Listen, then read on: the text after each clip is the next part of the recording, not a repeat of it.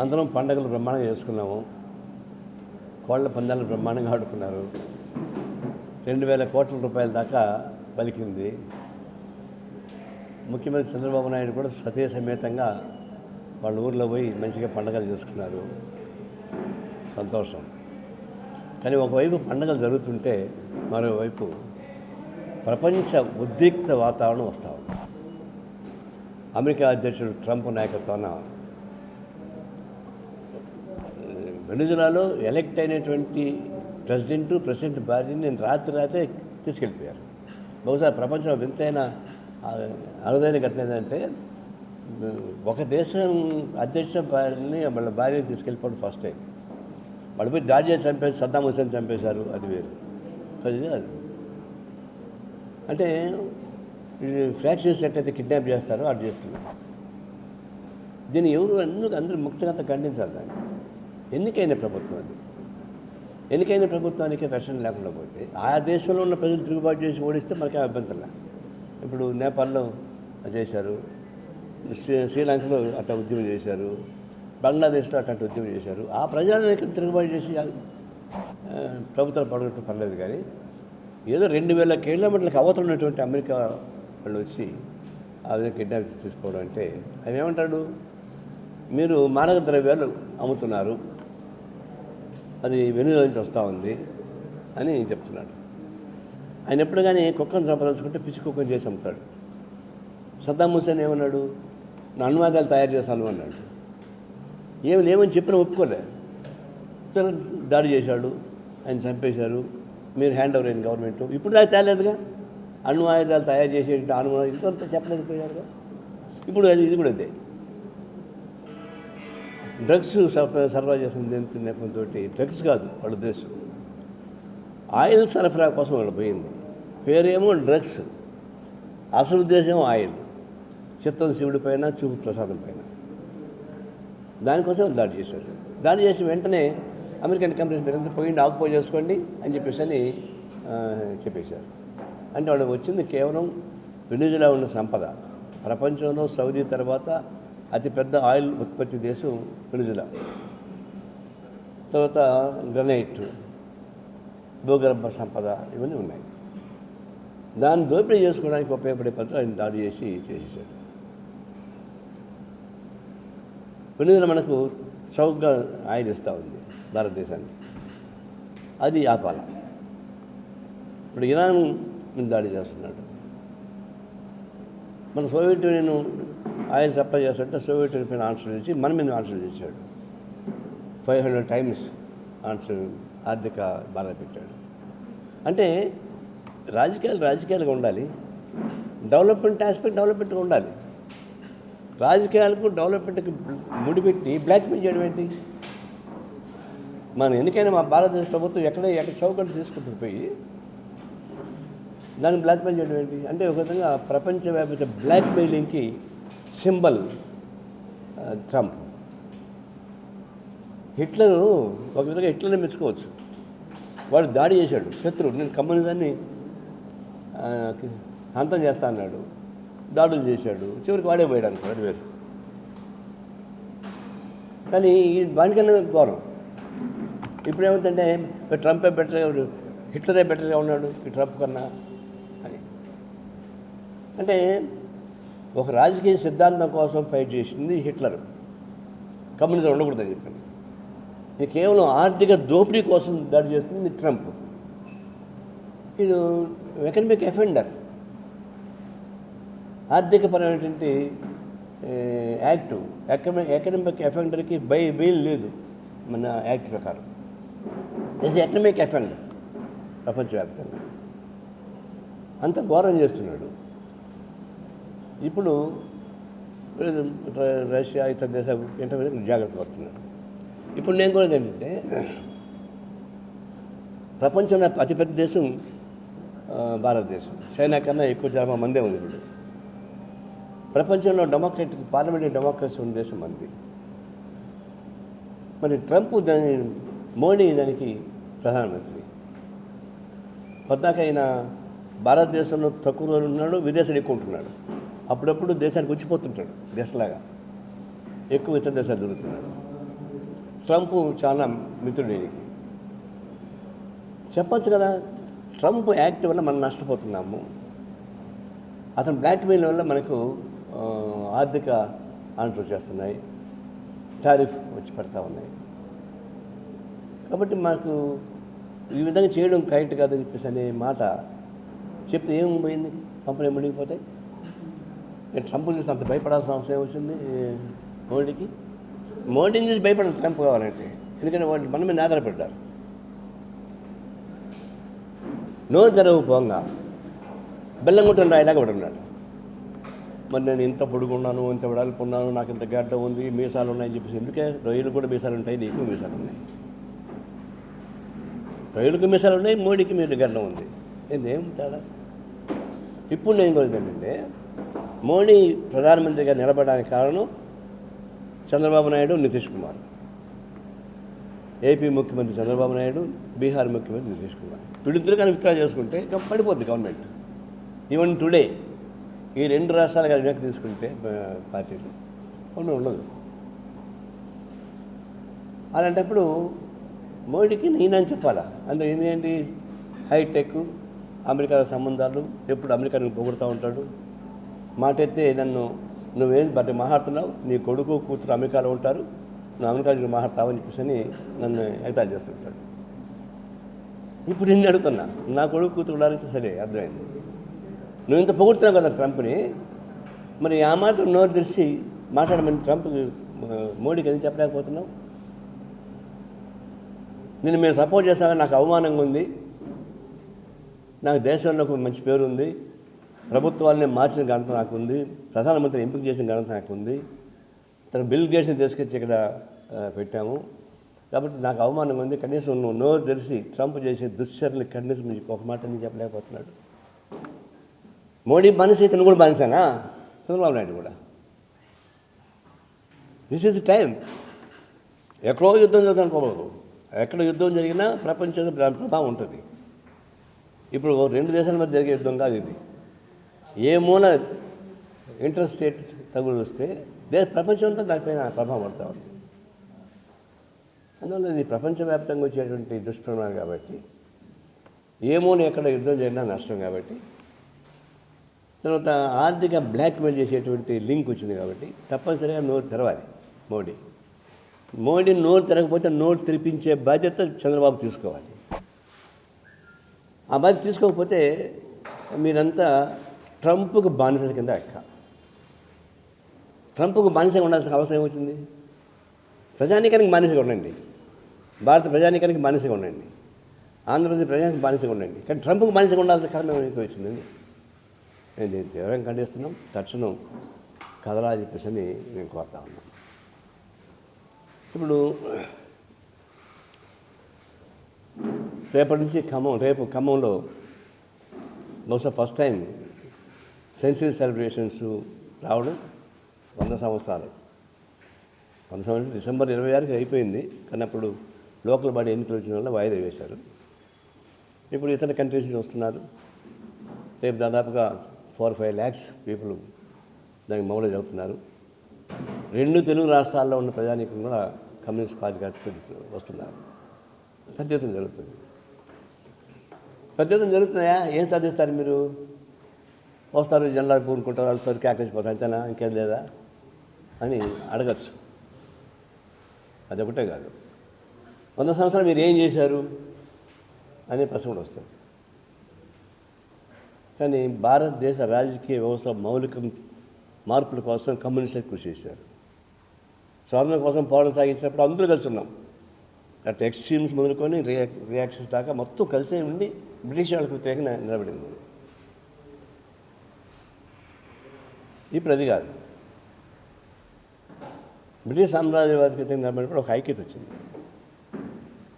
స్వాతంత్రం కూడా సంపూర్ణ స్వాతంత్రం కావాలని కోరలే ఆనాటి కాంగ్రెస్ పార్టీ. కాంగ్రెస్ పార్టీ ఉన్న కమ్యూనిస్టులు, ఒకప్పుడు కాంగ్రెస్ పార్టీ ఉన్నారు కమ్యూనిస్టులు కూడా, 1925 వరకు కమ్యూనిస్టులు కూడా కాంగ్రెస్ పార్టీలో ఉన్నారు. అంతా కలిసే ఉన్నాం కదా. దాని నుంచి వచ్చిన వాడు కదా రావినారాయణ అందరూ కూడా. అప్పుడు ఒకటే చెప్పామంటే, మనకు సంపూర్ణ స్వాతంత్రం కావాలయా, భిక్షం కాదు మనకు కావాల్సింది, భిక్షాందేహి అని చెప్పేసి అడుక్కోవాల్సిన మనకు పని లేదు. సంపూర్ణ స్వాతంత్రం కావాలి. దానికి కాంగ్రెస్ పార్టీ ఎక్కువ మంది దానికి వ్యతిరేకం. అదంటే వాడు కోపం వస్తుందేమో, వాళ్ళు మనకి ఎవరేమో అని చెప్పి. అందుకని బయటకు వచ్చి ఓపెన్గా ప్రపంచ శాంతి 1925 డిసెంబర్ 26 తారీఖున ఫస్ట్ టైం మీటింగ్ పెట్టినప్పుడు రిజల్యూషన్స్ ఏంటి? ప్రపంచ శాంతి. రెండవది ల్యాండ్ టు ది టిల్లర్, దున్నేవాడికే భూమి. This the main slogan. Communist party ప్రతిపాదన పెట్టినాకనే కాంగ్రెస్ పార్టీ కూడా చెందింది. ఆ తర్వాత కొన్నాళ్ళ తర్వాత సంపూర్ణ స్వాతంత్రం కోసం కూడా తీర్మానం చేశారు. దున్నేవాడికి భూమి అనేది ఒప్పుకోలే వాళ్ళు కూడా అప్పుడు, కానీ సంపూర్ణ స్వాతంత్రం ఒప్పుకున్నారు. కాబట్టి స్వాతంత్ర పోరాటాన్ని మౌలిక తీసుకొచ్చింది కమ్యూనిస్టులు. ఒకనాడు భూ పోరాటం అంటే భూమి ఏడు నుంచి వస్తుంది? భూమి ఆగనే ఉంటుంది. అదే రబ్బరా లాగితే సాగడానికి. ఈ కమ్యూనిస్ట్ ఇట్లాంటి మాట మాట్లాడాలని ఎగతాళి చేశారు. దేశం మొత్తం మీద భూ పోరాటం జరిగింది. తెలంగాణ సాయుధ పోరాటం అదే కదా, భూమి కోసం, భుక్తి కోసం 10 లక్షల ఎకరాలు భూమి పెంచారు. 4,500 మంది పోగొట్టుకున్నారు. పున్నప్ర కేరళ సాయుధ పోరాటం, తేబాగ పశ్చిమ బెంగాల్ సాయుధ పోరాటం. చెల్లపల్లి సాయుధ పోరాటం కాదు కానీ భూస్వామ్య వ్యతిరేక పోరాటం జరిగింది. 10,000 ఎకరాలు పెంచారు కదా.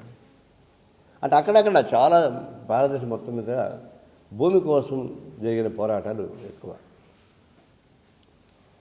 హక్కుల కోసం సాగిన పోరాటం ఎక్కువ. ఇప్పుడు సమ్మక్క సారక్క దొరుకుతాం ఇక్కడ మేడారం.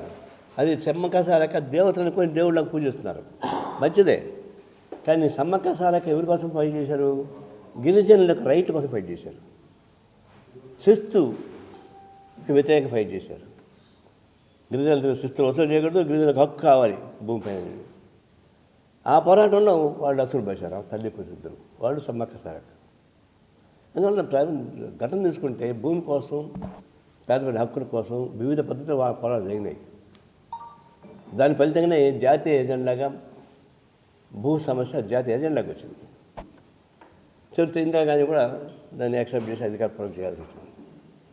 అందువల్ల దేశ స్వాతంత్ర పోరాటంలో మౌలికమైనటువంటి మార్పు తెచ్చాము. భూ సమస్యను ఎజెండాకి తీసుకొచ్చి దేశ మొత్తం మీదుగా భూ సమస్యకు అమర్చడానికి ఉపయోగపడే పద్ధతుల్లో ఒక ఉద్యమం తీసుకొచ్చాగలిగాం. ఈ దేశం ఐక్యంగా ఉండాల్సిందే, భిన్నత్వం ఏకత్వం. ఇది చాలానికి వీలని చెప్పింది ఎవరు? జమ్మూ కాశ్మీర్ జేకేఎల్ఎఫ్ నాయకత్వాలు సపరేట్ అయినప్పుడు వ్యతిరేకించాం. మా వాళ్ళు దాదాపుగా 90 మంది చంపేశారు, మంచి ఇంటెలెక్చువల్స్, టెర్రరిస్టులు. ఖలిస్తాన్ దేశం కావాలని కోరారు పంజాబ్లో, దానికి వ్యతిరేకంగా నిలబడినాం. దాదాపు 20-29 మంది చనిపోయారు. ఈశాన్య రాష్ట్రం అంతా ఇండియన్ డాగ్స్ గో బ్యాక్ అని చెప్పేసి ఈశాన్య రాష్ట్రం 7 రాష్ట్రాలకు సపరేట్ దేశం కావాలని కోరారు, దాన్ని వ్యతిరేకించాం. దేశం విచ్ఛిన్నం అయ్యేటువంటి పరిస్థితి వచ్చినప్పుడు కమ్యూనిస్ట్ మేము అధికారంలో ఉన్నామో లేదే కాదు, నిలబడి పోరాటం సాగించి మా దేహం మొక్కలైనా ఈ దేశాల మొక్కలు కానేమో ఇచ్చిన స్లోగన్ ఎవరినంటే అది కమ్యూనిస్ట్ తప్పని కూడా కాదు. ఇంకేంటంటే చాలా చెప్పచ్చు. ఇప్పుడు నేను చెప్పేది ఏంటంటే 1925 డిసెంబర్ 26 తారీఖున మేము పుట్టాము. జూన్ జూలైలోనూ ఆర్ఎస్ఎస్ పుట్టింది. మా ఇద్దరు దాదాపు ఒకసారి 2-3 నెలల తేడాతో. ఆనాడు జనసంఘం, ఆనాడు ఆర్ఎస్ఎస్ తర్వాత జనసంఘంగా మారింది, మన జనతా పార్టీగా మారింది, మన బీజేపీకి మారింది. ఒకే పేలికి ఇదంతా. ఇప్పుడు చెప్తున్నాను, ఇంత పెద్ద బ్రిటిష్ సామ్రాజ్య వ్యతిరేక పోరాటం జరిగినప్పుడు ఆ ఆర్ఎస్ఎస్ వాళ్ళు ఎవరైనా ఒక్కళ్ళున్నా ఎదిగే చేటారా? ఒక్కళ్ళన్నా లాఠీ చార్జ్ గురయ్యారా? స్లోగన్ ఇచ్చారా? సావర్కర్ ముందు వచ్చినట్టు మరి సరెండర్ అయిపోయాడు, బ్రిటిష్ కనుక మారిపోయాడు. కాబట్టి దేశ స్వాతంత్ర పోరాటంలో చరిత్ర లేనటువంటి చరిత్రహీనులుగా ఉండేటువంటి ఆర్ఎస్ఎస్ ఇప్పుడు బీజేపీ. నోరు ఎత్తలే, పైపెచ్చు బ్రిటిష్ సామ్రాజ్యవాదుల బూట్లు నాకుతూ ఉన్నారు. భూ పోరాటం జరిగినాయి, తెలంగాణ సాయుధ పోరాటం జరిగింది. ఎక్కడన్నా సరే ఆర్ఎస్ఎస్ వాళ్ళు నిలబడ్డారా? నిలబడి. అందువల్ల మాతో పాటు వాడు పుట్టినా మేము భారతదేశం కోసం అనేక త్యాగాలు చేస్తే వాళ్ళు బ్రిటిష్ వాళ్ళకు బానిసలుగా, భూస్వాములకు బానిసలుగా, నిజాం నవాబుకు బానిసలుగా ఉండిపోయినారు వాళ్ళు. సరే వాళ్ళు అధికారం వచ్చారు. నువ్వు చెప్పచ్చు, నువ్వు భలే వాళ్ళు చెప్తున్నావు, తీసి రాగాలు తీసి, మరి వాళ్ళేమో అధికారంలోకి వచ్చారు, నువ్వేమో ఇటు తిరుగుతావు ఏంటన్నారు. అధికారం ఈ భౌతిక యంత్రాంగం, ఎలక్ట్రానిక్ సిస్టమ్, అది దాన్ని సపరేట్గా వాడదాం.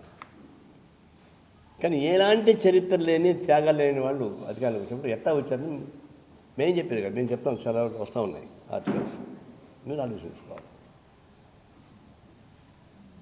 అందువల్ల ఈ 100 years అనేది వృధా కాదు.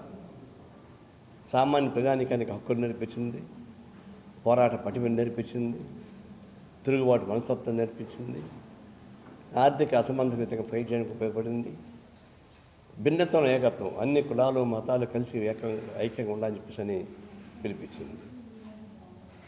అసలు కమ్యూనిస్ట్ పార్టీ సోవియట్ యూనియన్లో 1917 వచ్చాకనే కదా అంబేద్కర్ తయారు చేసినటువంటి మన దీనిలో కూడా ప్రభావం కనిపిస్తుంది. పండిట్ నెహ్రూ కమ్యూనిస్ట్ ఇన్ఫ్లుయెన్స్ తోటే పబ్లిక్ సెక్టార్ చేశాడు. అసలు భారతదేశ మౌలిక మార్పులకు ఉపయోగపడింది. అలాంటి మహత్తర పోరాటం సాగించిన కమ్యూనిస్ట్ పార్టీ 100 సంవత్సరాల పండుగ.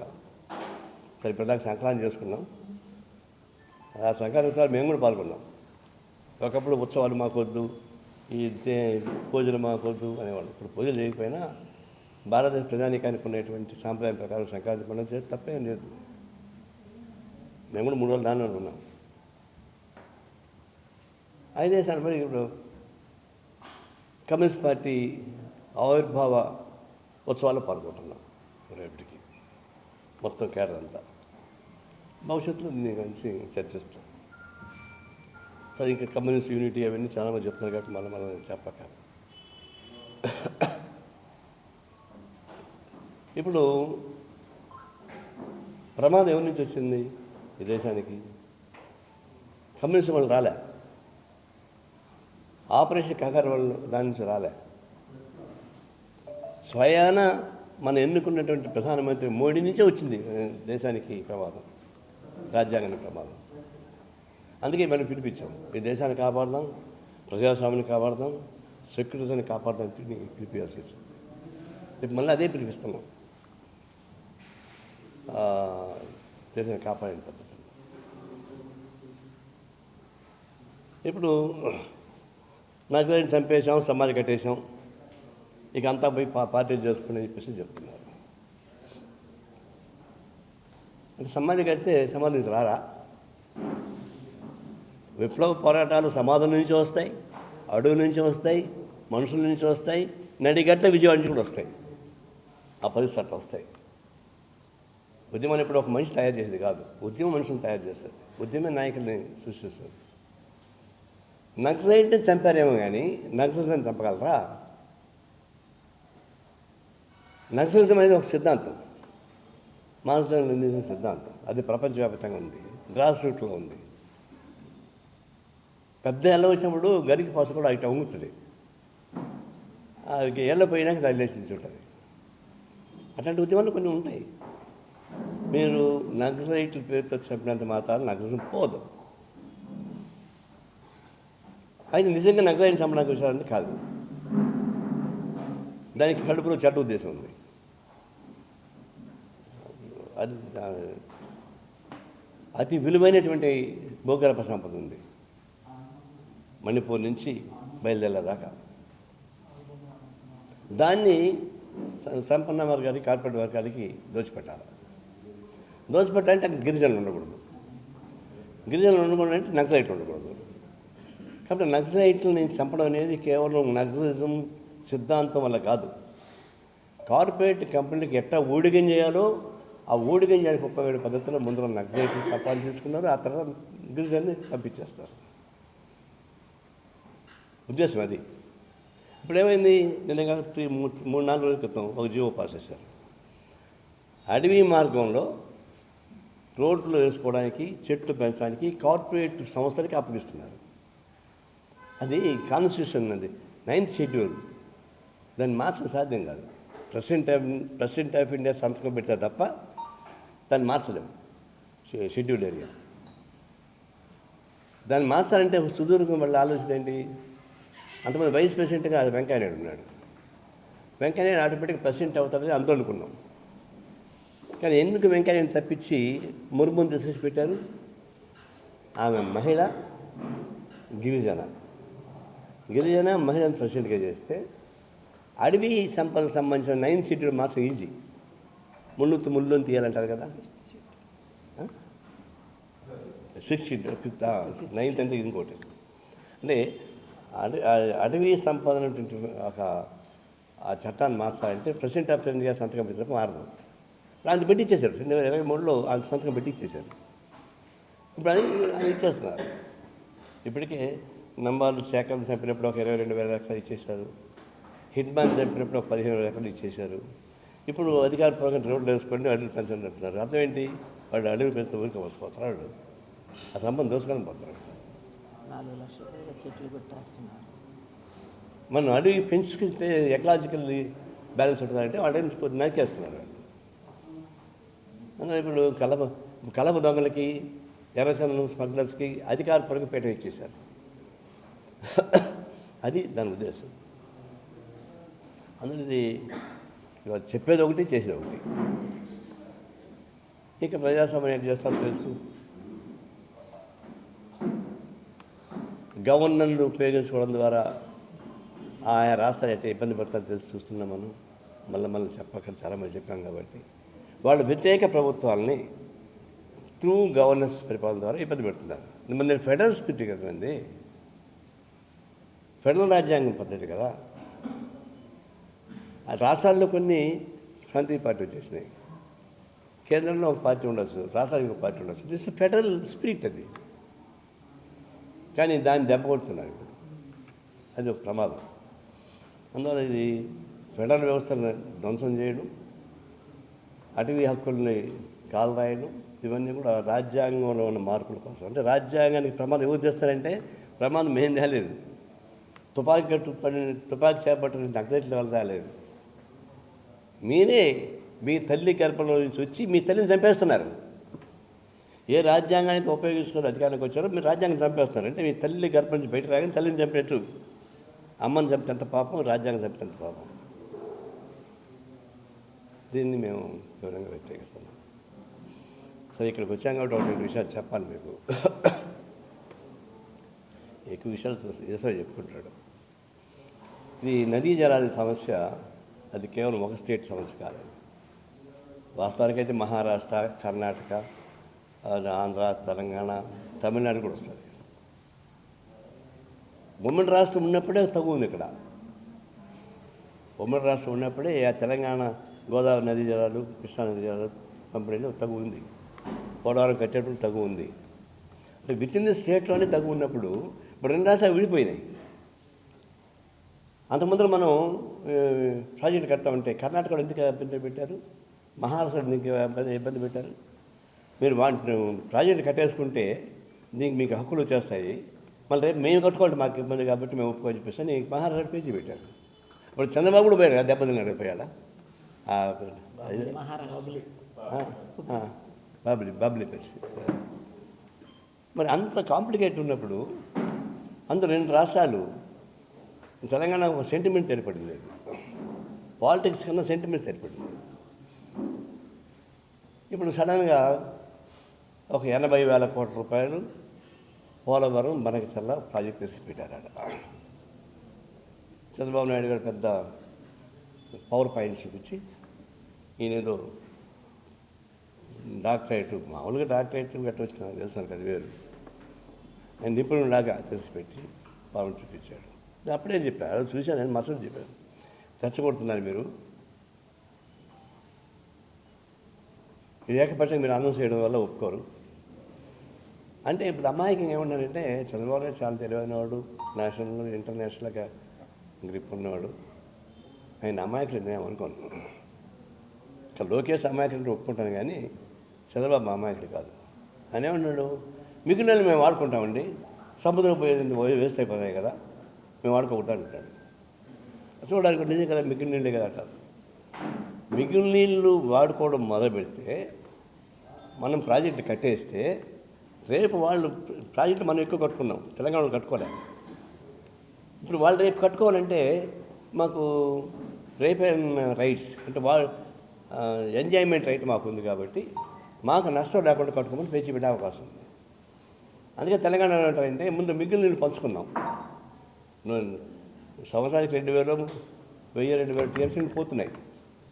ఆ మధ్య అయితే 4,000 టీఎంసీలు పోయినాయి సముద్రంలోకి. నిజమే, సముద్రం పోవడం వేస్తే అది 2 రాష్ట్ర ముఖ్యమంత్రులు కూర్చొని మాట్లాడి, అయ్యా మిగిలిన నీళ్ళు ఇన్ని ఉన్నాయి, యావరేజ్న ఫర్ ఎగ్జాంపుల్ యావరేజ్న 500 టీఎంసీ అనుకో, 500 టీఎంసీ మీకు ఎంత కావాలా, మాకు ఎంత కావాలా అని ఒక పెద్ద మనిషి ఒప్పందం చేసుకుంటే పరిష్కారం అయ్యేది. ఎప్పుడైతే ఈయన మా మిగిలిన నీళ్ళు మేము వాడుకుంటామని చెప్పి అన్నాడు, మిగిలిన నీళ్ళు మీరు వాడుకుంటే మళ్ళీ మేము కట్టుకోవాలి మాకు ఎట్లా ఇట్లా వాడిపోయి. అది కాస్త యుద్ధం అయిపోయింది, తగువైపోయింది. అసలు మనకి సరళ పోలవరం అనేది అది పెద్ద మాఫియా గ్యాంగ్ నుంచి వచ్చినటువంటి ప్రతిపాదన. 80,000 కోట్లు కాదు, దాదాపు 2 లక్షల కోట్లు అవుతుంది. దానిలో ఎన్ని కమిషన్లు ఉంటాయో మనకు తెలుస్తుందంతా. ఇప్పుడు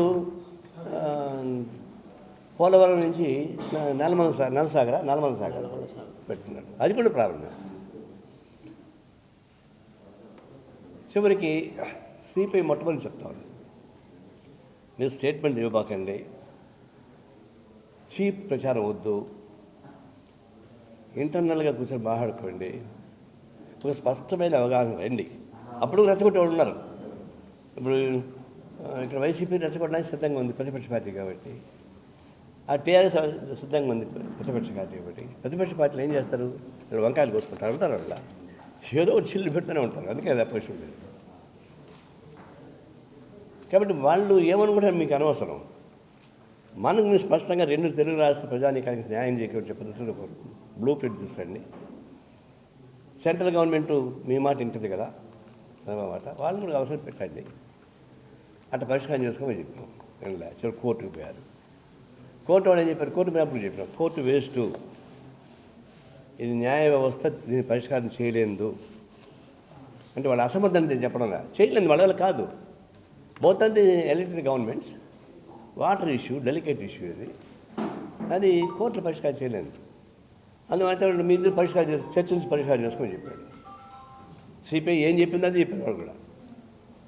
మరి ఇప్పుడు ఏం చేస్తారో తెలియదు. ఇప్పుడు కూడా జన్నమ్మని కూడా అంటున్నాడు, ఇప్పుడు కూడా మళ్ళీ నేను సలహా ఇచ్చేది ఏంటంటే, సరే మా సలహా పాటిస్తానే తర్వాత విషయం, ఓపెన్ స్టేట్మెంట్ ఇవ్వకండి, నేల విషయం మీరు కలిసి కూర్చొని మాట్లాడండి. ఏదో చంద్రబాబు నాయుడు, రేవంత్ రెడ్డి ఇద్దరు గురు శిష్యులు కాబట్టి ఆయన చెప్పడంలా. అతను ఒక రాష్ట్రానికి హెడ్, మీరు ఒక రాష్ట్రానికి హెడ్. పాత పరిచయాలు ఉపయోగపడే ఇక్కడ అది సాధ్యం కూడా కాదు. అంటే అది పొలిటికల్గానే డిసైడ్ చేయాలి, అంతేగాని పాత గురువు శిష్యులు అంటే అది వీలు కాదు. అది చేయమని చెప్తున్నాం. ఇప్పుడు మళ్ళీ ఇట్లాంటి స్టేట్మెంట్ ఇస్తున్నారు. దయచేసి ఓపెన్ స్టేట్మెంట్స్ మిగులు మేము వాడుకుంటాం, మాకు న్యాయం అని చెప్పడం అనేది అది ప్రమాదకరమైన స్టేట్మెంట్. అది దానివల్ల తెలుగు ప్రజానీకం నష్టపోతారు, ముఖ్యంగా ఆంధ్రప్రదేశ్ ప్రజలు నష్టపోతారు. మీరు ఏదైతే పాజిటివ్ అనుకొని సెంటిమెంట్ తెచ్చుకొని ప్రయత్నిస్తారో నెగిటివ్ అవుతుంది. దయచేసి దాని జోలికి పోవద్దని చెప్తున్నాను. పరిష్కారం చేసుకోండి, మాట్లాడుతుంది, అందరూ సపోర్ట్ చేస్తాం. అప్పుడు కూడా కొంతమంది వ్యతిరేకించి ఉంటారు. వ్యతిరేకించని ఫైట్ చేద్దాం, ఆ విధంగా రావాలంటే పరిష్కారం చేసుకోవాలి తప్ప చీప్ ప్రాక్టీస్ తోటి డామినేషన్ అనేది కుదరదు, మంచిది కాదు చెప్పి నేను కోరుతాను. అట్లా ఇప్పుడు ఒకప్పుడు అటు కేసీఆర్ కానీ ఇట్లా జగన్మోహన్ రెడ్డి కానీ ఉద్యమం నుంచి వచ్చిన వాళ్ళే ఉద్యమానికి వ్యతిరేకంగా నిలబడ్డారు. ఇందిరా పార్క్ ధర్నా చౌక్ అది ప్రత్యేక తెలంగాణ కోసం ధర్నా చౌక్ బ్రహ్మాండంగా ఉపయోగించుకున్నాం కేసీఆర్ మేమంతా. ఆయన కేసీఆర్ ధర్నా చౌక్ బ్యాన్ చేసేసాడు. చివరికి పొలిటికల్ యాక్టివిటీ ఎక్కడ జరిగింది సార్, మగ్దుమ్ మౌనే అన్ని రాజకీయ పార్టీలకి వేదిక అయింది. ఆయన అట్లా చేశాడు. ఇక్కడ జగన్ అధికారం రాగానే ఆయన నెగిటివ్ మైండ్తో పుట్టాడు. మామూలుగా అంటారు ఇప్పుడు ఎదురుకాలతో పుట్టాడు అంటుంటారు. ఎదురుకాలతో పుట్టాడు లేదు వాళ్ళ అమ్మకి తెలుసు, మనకేం తెలుసు. కానీ ఎంతగానే నెగిటివ్. ప్రజా దర్బార్ని పగలగొట్టడం చూస్తున్నాను. ప్రతి ఇష్యూ నెగిటివే. నేను ఇప్పుడు కూడా చెప్తున్నా, ఆయన ముఖ్యమంత్రి కాగానే పాజిటివ్ మైండ్ ఉంటే చాలు. పాజిటివ్ మైండ్ ఉండుంటే అన్నీ సక్రమంగా జరిగేవి. మళ్ళీ ఆయన ముఖ్యమంత్రి అయ్యేవాడు. మళ్ళీ ఈరోజు నేను గెట్టా చెప్తున్నాను, మొత్తం నెగిటివే. Amaravati negative, Polavaram negative, steel plant negative. రాష్ట్ర ముఖ్యమంత్రి ఎన్నికైనా ప్రజలకు ఉపయోగపడే పద్ధతి ముందుకు పోవాలి తప్ప అడ్డం కొడితే అట్టు కుదురుతుంది. లేకపోతే అమరావతి అట్టు ఉండేది, ఈ పాటికి ప్రమాణం డెవలప్ అయి ఉండేది. అందువల్ల ఆయన ఆటోపై చేశారు. అది కరెక్ట్ కాదు రెండు వైపుల నుంచి. ఇప్పుడు ఈయన ఏం చేస్తున్నాడంటే అన్నీ చెప్పాలంటే కష్టం కాబట్టి, టైం వేస్ట్ కాబట్టి జగన్ వదిలిపెట్టని చెప్పుకొని ఈయన కాలు పెట్టుకుని తిరుగుతున్నాడు. అది నాకు అనిపించింది. అది కరెక్ట్ కాదు. అది ఉద్యమాలు ఎడలా, అంశాలు ఎడలా భగ్నాలు చాలా వస్తున్నాయి. ఇప్పుడు చాలాసార్లు అంతా టీడీపీ వాళ్ళు ఈ ప్రభుత్వం మాది కాబట్టి ఈ భూములు మావి, ప్రభుత్వం మాది, ఈ ఇసుక మాది, వీడేమో అక్కడ వెళ్ళాలి. అదేం వచ్చింది మీకు పోగలం? నేను ఇక్కడ ఆ చిల్లక నుంచి వస్తున్నా, నెల్లూరు జిల్లా. సర్ప్లస్ భూమి వాళ్ళు 40-50 ఏళ్ళుగా దున్నుకుంటుంటే మాకు గవర్నమెంట్ మాది వచ్చింది కదా, భూమి మాకు ఏంటని అడ్డం కూర్చున్నది. ఇక నేనే పోయి ట్యాక్స్ తినాల్సి వచ్చింది. మనం పోయి పండుగ రోజు అందరూ పండుగ చేసుకుంటుంటే నేను కూడా కొత్త బట్టలు వేసుకుంటే పండుగ చేసుకుని పోతే పండగ పౌడ ట్యాక్స్ తినుకుంటూ వచ్చింది మాలోకి. అట్లాంటి పరిపాలన రావడం మంచిది కాదు. అటువైపు సాగకూడదు. గత పాలన కన్నా మంచిగా మెరుగ్గా ఉండాలి తప్ప వాళ్ళతో పోటీ చేసి పోటీ పడడం అనేది కరెక్ట్ కదా నా ఉద్దేశం. ఈ విషయంలో మాత్రం కొంచెం వస్తున్నాయి, కింద దందాలు పెరుగుతున్నాయి, కరప్షన్ పెరుగుతూ ఉంది. ఇవి జాగ్రత్త చేసుకోకపోతే ఏ జగన్ అయితే మీరు ఓడించి వచ్చారో మళ్ళీ వాళ్ళకి ఊపిరి పోసేవాడు అవుతారు నాకు డౌట్. సో మా ప్రయత్నం ఏం చేస్తాం, సిపిఎస్ఎం కాంగ్రెస్ వచ్చి వీళ్ళిద్దరూ ఉండకూడదని చెప్పేసి ఫైట్కి పోతాం. మా ఆందోళన ఏం చేస్తాం ఇది అయిపోయిన తర్వాత. కానీ తెలుగు ప్రజల యొక్క శ్రేయస్సు కోసం ఉన్నప్పుడు పాత ఖర్చులు కాబట్టి చేయాల్సిన అవసరం పడుతుంది. దానికోసం నిలబడతాం, ఫైట్ చేస్తాం. భవిష్యత్తు కోసం కొంచెం ఉధృతం చేయడానికి కావాల్సిన ఏర్పాటు చేస్తాం. స్పెసిఫిక్గా ఇష్యూస్ పైన సెక్రటరీ కూడా ఇక్కడ ఉన్నాడు. పాలిటిక్స్ ఎన్నికలు చూసుకున్నాం, ఎలక్షన్స్ అప్పుడు చూసుకోవచ్చు. కానీ ఇప్పుడు ఎక్కడ ఇష్యూ ఎక్కడ ఉన్నా ఆ ఇష్యూని బట్టి మేము ఫైట్ చేయాల్సింది. దానిలో వెనకాల టీడీపీ ఉన్నారా, వైసీపీ ఉందా, ఇంకొకటి ఉన్నారా మాకు అనవసరం. ఎక్కడ ఇష్యూ ఉంటే ఆ ఇష్యూని ఫైట్ చేసి ప్రజానికాన్ని కాపాడాల్సిన అవసరం ఉందని చెప్పేసి మా ఉద్దేశం. ఆ విధంగానే మేము ఫైట్ చేస్తాం, నిలబడతాం, ప్రజల పక్కన ఉంటామని తెలియజేస్తున్నాం.